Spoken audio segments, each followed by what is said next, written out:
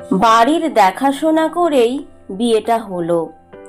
ছেলে বেশ হ্যান্ডসাম আর ভালো চাকরিও করে, পরিবারের লোকজনও ভালো।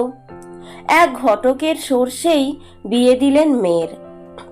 এত ভালো সম্বন্ধ দেখিয়ে দিয়েছে, তাই ঘটককে নগদ 10,000 টাকা, সাথে জামা কাপড় খাবার দাবার উপহার তো দিয়েছেনই মেয়ের বাবা।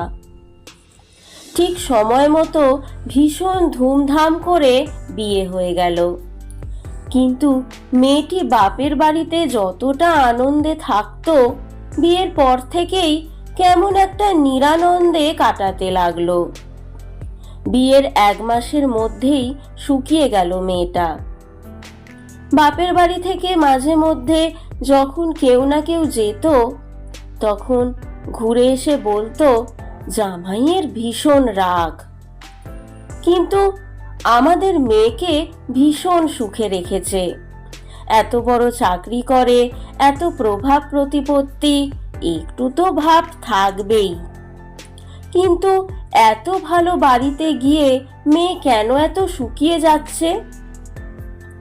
একদিন মেয়ে জামাই এলো।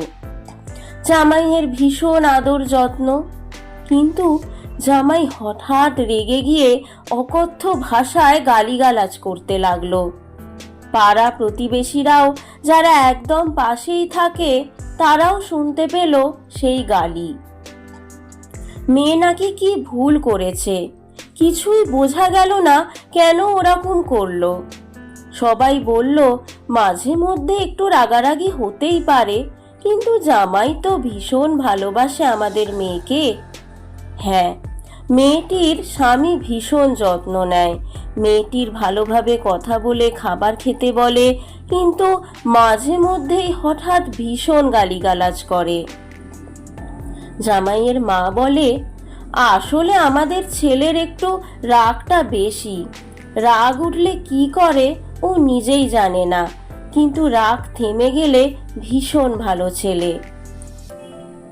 একদিন খবর এলো মেয়ে নাকি দোতলার ছাদ থেকে পড়ে গেছে, হসপিটালে ভর্তি।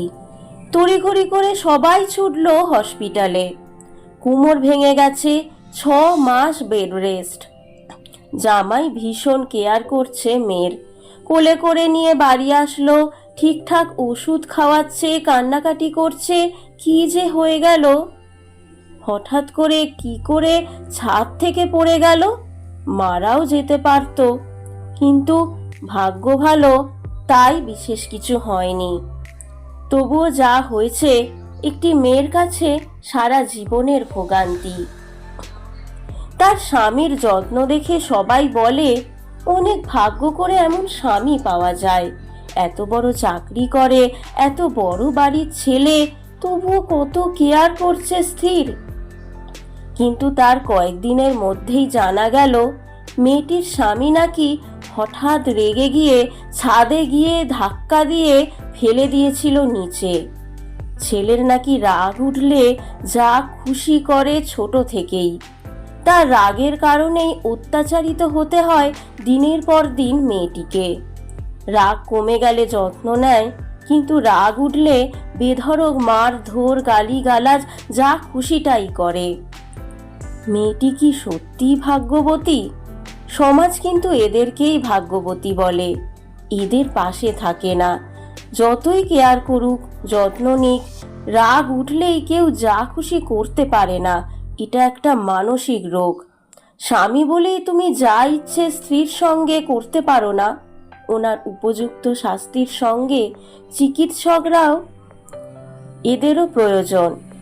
আপনারা কি বলেন? কলমে দিশা মণ্ডল, কণ্ঠে আমি উর্মিলা মান্না দাস। ধন্যবাদ।